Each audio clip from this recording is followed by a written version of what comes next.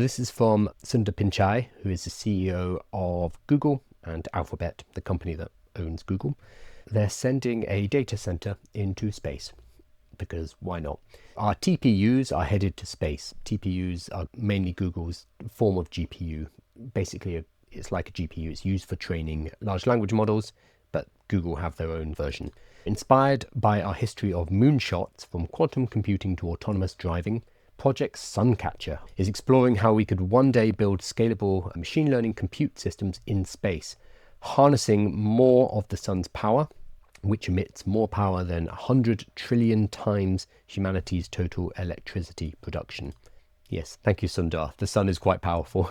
Like any moonshot, it's going to require us to solve a lot of complex engineering challenges. Early research shows our trillium generation TPUs, our tensor processing units purpose-built for AI, trillium generation tensor processing units, it does sound very sci-fi, doesn't it?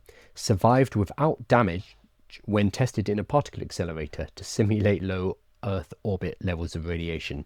So they took one of their TPUs, it's a chipset, they stuck it in a particle accelerator, blasted it with particles, and it was fine. However, significant challenges still remain, like thermal management and on-orbit system reliability. Thermal management, it gets hot, especially when you are pointing an array of solar panels at the sun.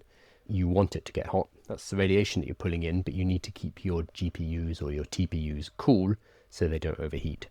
More testing and breakthroughs will be needed as we count down to launch 2 prototype satellites by early 2027, our next milestone. Basically launching a huge array of solar panels up into space, pointing at the sun, which follows in orbit, so it's always pointing at the sun. Those solar panels will generate electricity, which will then be used by the onboard TPUs to train models. At the moment, we're building gigantic data centers, and all of the big companies are doing so.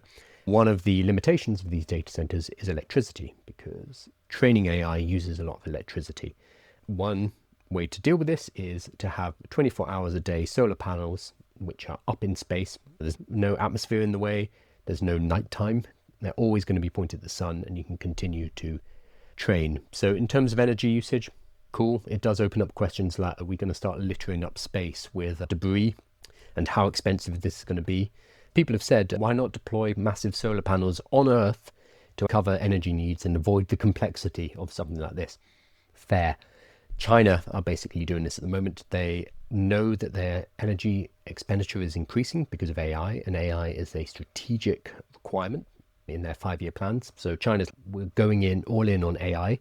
To do this, we need to have sufficient electricity. So they are increasing their sustainable energy exponentially, and they're doing it very well. The problem with doing that in the West is land. It's very expensive to get the land because you need to get it off private landowners. That is easier in China, where you can just say, we're building our solar panels here, and what are you going to do about it? I'm sure the people are compensated, but they have the ability to move much faster when it comes to projects like this. So I think humanity as a whole will move in this direction, and this is something called the Kardashev Scale, which is well worth knowing about. I want to say it's a sci-fi idea, but it's not really. It's becoming increasingly real. We have something called the Kardashev Scale, named after a guy called Kardashev. I don't know his first name, sorry. But a type 1 civilization is a civilization that can harness all the resources of a single planet. Carl Sagan estimated that Earth rates about 0.7 on the scale. Carl Sagan died a couple of decades ago, though, so maybe we're 0.8.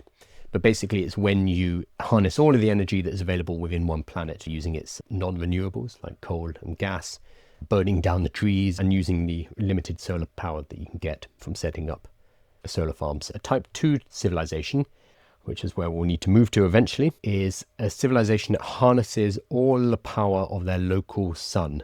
This is what Sundar is talking about here, where he says, we want to harness more of the sun's power, which emits more power than 100 trillion times humanity's total energy production.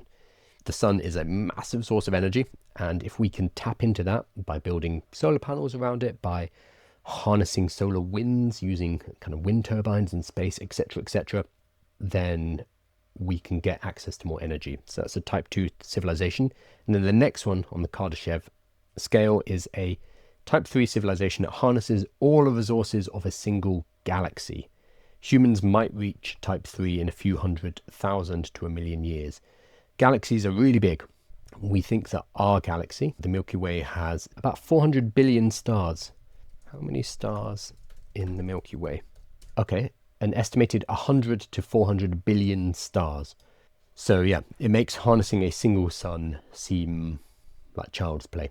So this is the Kardashev scale, and it's thought, this is a sci-fi idea, but also increasingly realistic, that we need to expand how much energy we have access to, because as we expand our access to energy, we can expand our civilization as a whole. And this includes wild technologies like a Dyson sphere, which is something that you build around a sun in order to harness all of its energy. Very cool ideas, but at the moment, sci-fi. So a Dyson sphere is a hypothetical megastructure that completely surrounds a star to capture its energy output. One day. I think this is cool, but I love sci-fi, and I can see why other people might be upset that we're going to start launching AI data centers into space.